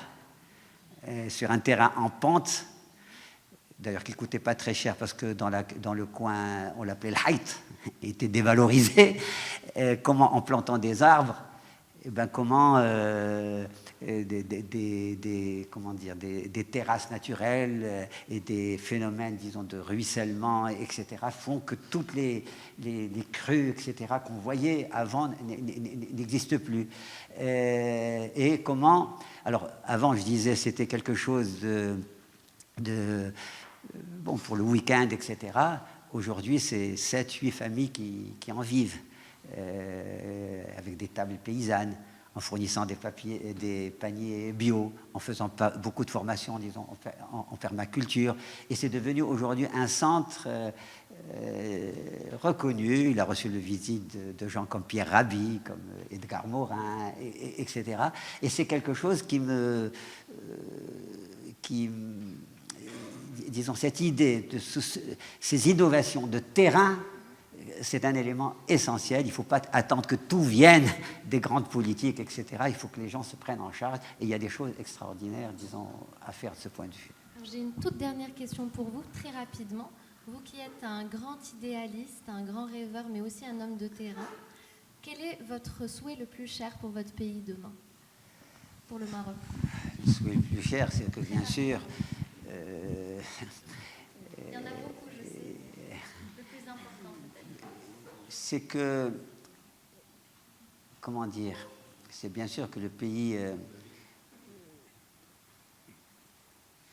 je crois qu'il y a deux choses qui aujourd'hui, il y a le problème des inégalités qui est insupportable. Le Maroc a réalisé beaucoup d'acquis, il a réalisé beaucoup de choses, tout le monde n'en a pas profité.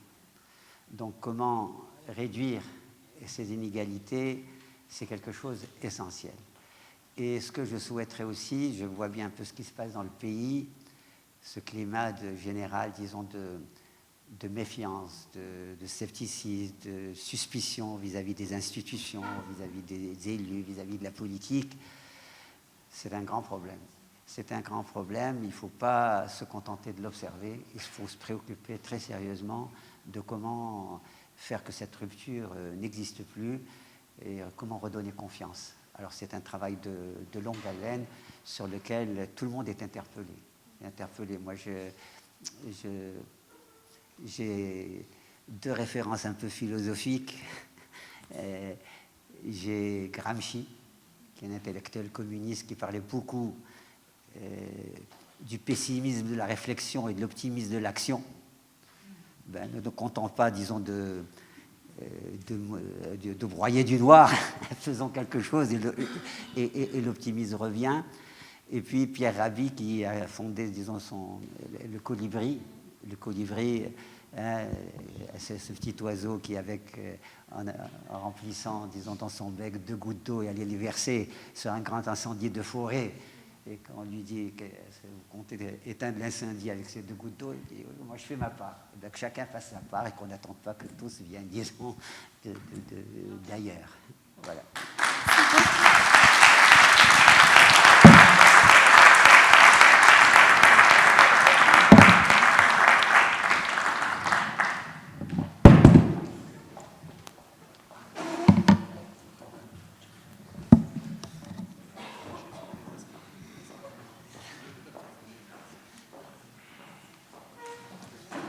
Monsieur Fassifeli, merci beaucoup pour ce joli témoignage. Je pense parler au nom de tous pour dire que votre sourire bienveillant et chaleureux nous a touchés au cœur.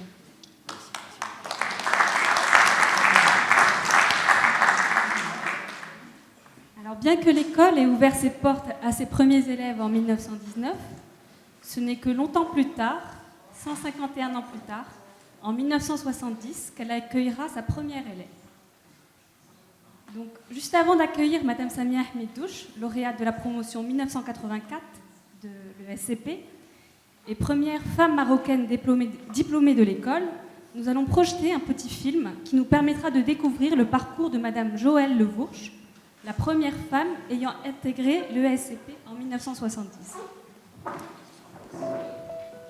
My name is Joëlle Levourche and I'm the first female who joined ESCP Europe in 1970. The first day was quite surprising because I did not know I would be the only one. There were 150 students and I was the only female in the school. I think both the school and myself were not prepared.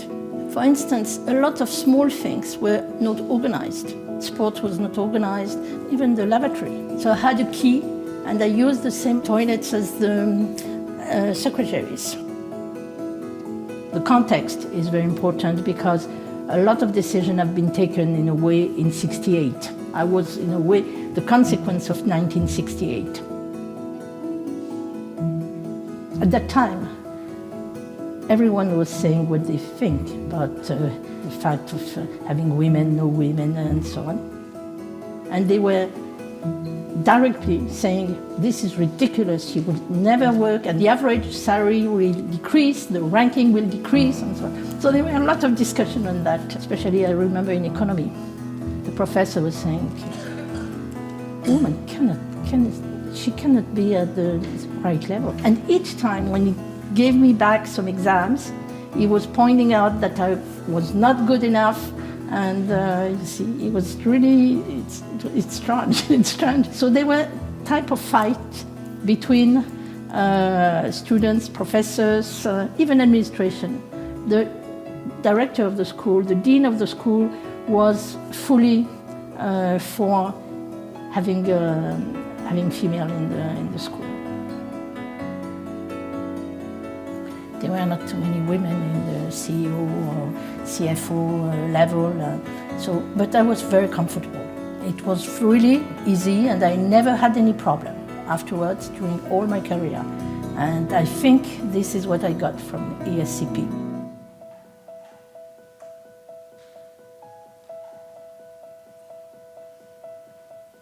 I would like to wish to all the women a happy International Women's Day and wish to all the women to do as much in the future that has been done in the past and making the life of women in business even better than it is now.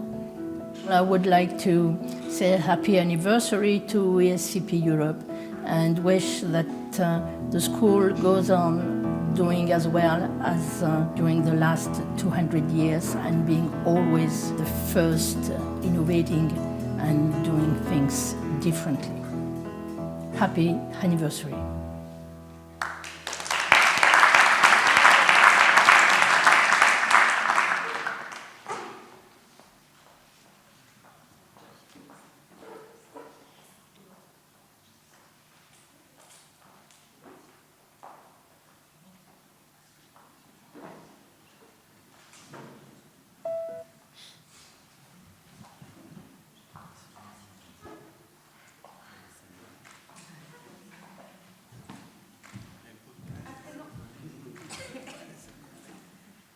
Je vous demande d'accueillir Madame Samia Hamid-Douche.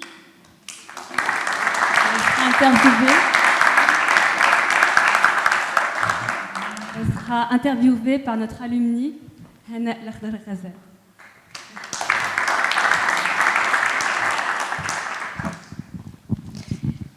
Bonsoir.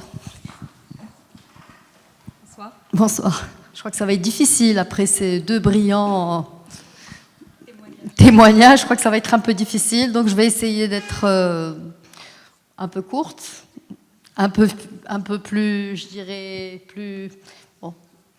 Plus décontractée. Plus décontractée, voilà, exactement.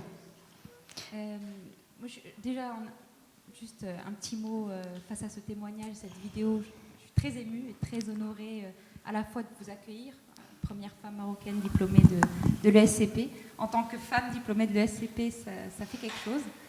Ce témoignage est extrêmement émouvant et vraiment, je suis ravie d'être là. Donc merci beaucoup de votre présence. Merci à vous. Peut-être pour commencer, comment avez-vous atterri à l'ESCP ? Bon, d'abord, je voudrais remercier Sir Omar. Je pense que vous devriez tous voter pour lui, parce que grâce à lui, j'ai découvert que j'étais la première fille ESCP. Je l'ignorais moi-même. Je ne le savais pas. Donc cette année est très particulière pour moi, parce que c'est... D'abord, j'aime bien les chiffres ronds, parce que je suis née en 1960. Et je serai en retraite, très exactement, en 2020. Voilà, je vais avoir 60 ans. Donc c'est très émouvant de le découvrir aujourd'hui. Bon, le SCP, qu'est-ce que ça m'évoque? Après le brillant témoignage de mes prédécesseurs, moi, c'est plutôt les années 80, c'est les années fric. Vous voyez, donc c'est les années Mitterrand, c'est beaucoup de liberté. Bachir me rappelait que c'était les radios libres. À l'école, on avait la radio libre SCP, c'était la première fois que... Et il y avait, j'habitais aussi rue Trousseau dans le 11e, et il y avait une radio libre, Radio Saint-Maur. Et vous ne pouvez pas imaginer l'effet de vent de liberté que ça apportait. Les années Mitterrand, c'était ça. Et c'était aussi les années fric, parce que les années 80, c'était la finance, peut-être débridée, mais c'était la finance, c'était intéressant. C'était le marketing et des cours de stratégie. Mais pour être très honnête avec vous, qu'est-ce qui m'est venu? La première chose qui m'est venue dans la tête, le SCP, c'était les élections du bureau des élèves. Je sais pas, vous avez tous fait, c'était le BDE. Alors c'était absolument hallucinant parce qu'on avait monté, je crois que Bachir peut en témoigner, on avait monté des toilettes au 10e étage, il me semble. C'était un bidet, des toilettes et une parodie des couches Pampers, où il y avait des grands gaillards de 20 ans qui ont mis des couches culottes et qui faisaient les bébés avec des couches. Et aussi une parodie. Ça existe encore. Ah d'accord. Et il y avait une parodie aussi de Brigitte Bardot avec une Harley Davidson qui montait au 10e étage. Bon, c'est ça les images que j'avais de l'ESCP. Sinon, au niveau femmes, comme chose émouvante, ça m'a rappelé aussi mes débuts de carrière. C'était à la BMCI et j'étais aussi la première femme à avoir intégré ce qu'on appelle l'agence centrale. Et on était chargé de clientèle. Alors à l'époque, les femmes, on n'avait pas le droit de s'occuper d'entreprises. Ça ne se faisait pas. On faisait de la clientèle privée. Dans quelle année ça vous êtes rentrée? Je suis rentrée en 85. Bon, j'ai démarré directeur d'agence, petite agence de proximité, et ensuite il fallait charger des grands comptes. Mais là, c'était pas pour les filles, c'était pour les garçons. Et effectivement, il n'y avait qu'une toilette pour les garçons, et j'avais le droit à la clé. Et mon bureau m'avait donné les clés en face des toilettes. Et je me rappelle, on avait un vieux monsieur de Trikmdiona qui passait et qui me disait, qui s'est approché devant le bureau. Et il est sorti en hurlant en disant « Ah Willy, déroule les bras !» Voilà, c'était ça mes souvenirs de la BMCI. Donc j'ai été fondée de pouvoir. Voilà, c'était ça. Et bon, ce que je peux dire je parle surtout à mes consoeurs, parce que c'est surtout à elles que je m'adresse, parce que les garçons, ils se débrouillent très bien. Ils ont un réseau entre eux et ils se cooptent très largement entre eux. Donc cooptez-vous les filles et soyez solidaires les unes avec les autres et bousculez les barrières. J'ai bousculé les barrières pour être fondée de pouvoir. J'ai bousculé les barrières parce que j'étais directeur de développement. J'ai bousculé les barrières parce que j'ai été directeur dans le crédit à la consommation. Et à l'époque, c'était des métiers de voyous. Et j'ai été également première présidente de Sogélise. Donc, c'était la société de leasing. J'ai également été la première à avoir dirigé la zone région Casablanca parce qu'on n'était pas dans le réseau quand on était une fille. Ça, c'était pour les mecs, où j'ai commandé 4 gaillards, tous qui avaient 55 ans chacun, et qui voyaient d'un très, très, très mauvais œil d'avoir une petite bonne femme. En plus, je n'étais pas aidée par mon physique, parce que, comme vous pouvez le constater, je suis plutôt demi-portion. Comment vous avez fait ça, alors? Eh ben, qu'est-ce que vous voulez que je vous dise? J'ai toujours été un peu obstinée. Je ne suis pas peut-être plus intelligente qu'une autre, mais je suis obstinée et j'aime bien bousculer les barrières. Et puis j'ai mon franc-parler, donc c'est ça qui fait que, bon, peut-être... par la suite, donc après avoir été présidente de Sogélise, donc j'étais la première présidente d'une filiale de leasing, de crédit à la consommation par ECDOM, donc directeur aussi région Casa. Il y a à peu près 6 ans, j'ai décidé que la gestion, ça me plaisait plus trop. Je me retrouvais plus trop dans... Je voulais faire autre chose et donc j'ai demandé à m'occuper de la fondation. Et cette fondation s'occupe de tout ce qui est partie RSE. Et justement, M. El Fassi parlait d'économie sociale. Et c'est quelque chose que j'ai découvert qui est absolument extraordinaire. Il faut savoir que dans le monde, aujourd'hui, 40% des emplois vont être concernés l'économie sociale. Donc c'est vraiment très important. Excusez-moi, je suis enrhumée, donc vous m'excusez mon teint de voix. Donc l'économie sociale, c'est vraiment très important. Et je m'occupe aussi de la collection de peinture de la banque, de la partie culturelle de la banque qui compose un fonds d'œuvres de 1000 œuvres qui a été constitué, bon, M. Benkiran peut en témoigner, par feu nos présidents, Ahmed Mabesh et le président Tsazi. Donc là, bientôt, je dirais que quel conseil je peux donner à mes consoeurs? Beaucoup de bienveillance. Je vous souhaite beaucoup de bienveillance à l'égard de vos collègues femmes. Constituez-vous en réseau, soyez solidaires. Je fais partie avec Hind notamment justement du réseau Mentorel. Je trouve que l'expérience est magnifique. Parce qu'on apprend beaucoup, parce qu'on donne, il faut donner pour recevoir. Et donc je pense que j'invite toutes les jeunes filles de l'ESCP à rejoindre le réseau Mentorel. Voilà, je fais de la pub pour le réseau. Donc voilà, est-ce que vous avez d'autres questions? Je vais finir sur cette question. Justement, hier j'étais au Meetup Mentorel et le titre du Meetup c'était Men Empowering Women. Est-ce que our ESCP men really empower our women? Honnêtement, je ne crois pas. Je ne le crois pas. Je pense qu'un homme va empowerer une femme qu'à partir du moment où lui, il va avoir le leadership. Il est absolument, pour lui, ça reste son assistante préférée, quelqu'un qui va l'aider dans sa carrière, mais à un moment donné, vous allez avoir affaire à un plafond de verre, immanquablement. C'est très très rare les femmes qui arrivent à percer ce plafond de verre, et ça c'est valable dans tous les pays du monde, hein. C'est pas comme Maroc. Alors de ce point de vue-là, à un moment donné, les femmes deviennent dégoûtées. Elles se dégoûtent et puis baissent les bras. Et il arrive vers les 40 ans où les femmes baissent les bras et se disent bon, après tout, pourquoi je vais m'occuper de mes enfants, je vais faire autre chose, je vais avoir un peu de temps à moi. Et c'est presque dommage parce que j'ai rencontré des femmes absolument extraordinaires qui ont laissé tomber. Et je vois beaucoup de femmes, elles se disent oh, beaucoup de stress, je vais aller faire de la formation. Et ça, c'est un peu dommage. Les postes de responsabilité, je trouve ça un petit peu dommage. Donc pour dépasser ça, il faut y aller? Je pense qu'il faut de l'entêtement. Il faut être entêté. Il y a des femmes qui sont entêtées. Il faut entêter, il faut être... Qu'est-ce que vous en pensez? Je découvre. Non, oui, je pense qu'effectivement, la question aussi, c'était est-ce qu'il y a une part de masculinité à avoir, en fait, dans cet environnement très masculin? Mais de votre retour d'expérience? Non, moi, je pense qu'il y a un management au féminin. Oui, je pense qu'il est beaucoup plus... le management au féminin, je pense qu'il est beaucoup plus bienveillant. Il est plus bienveillant, il est plus à l'écoute. Alors, je ne sais plus où j'ai entendu ça. Statistiquement, les sociétés où vous avez un taux de féminisation plus important, je ne parle pas le taux de féminisation parce que des sociétés où on veut payer moins bien les gens, donc on prend plein de bonnes femmes. Non, c'est pas ça. Hein. C'est au niveau du top management. Je pense que la société est beaucoup plus humaine, la qualité de travail se passe mieux et même les performances sont meilleures. Merci. Voilà, alors j'ai une petite conclusion comme mes prédécesseurs. Alors, je voudrais vous dire la dernière phrase de Serge Reggiani, comme je crois qu'un certain nombre ne connaissent pas, mais je le dirai quand même. Et je vous dirai simplement, voilà, je n'ai pas fini et je l'aime beaucoup le temps qui reste. Merci beaucoup. Merci. Restez là. J'invite nos deux autres invités pour une photo collective avec Sarah aussi.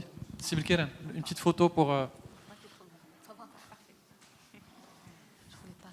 Alors ensuite, on va monter au 15e étage pour un petit cocktail et une jolie vue sur Casablanca. J'espère que vous resterez là parmi nous.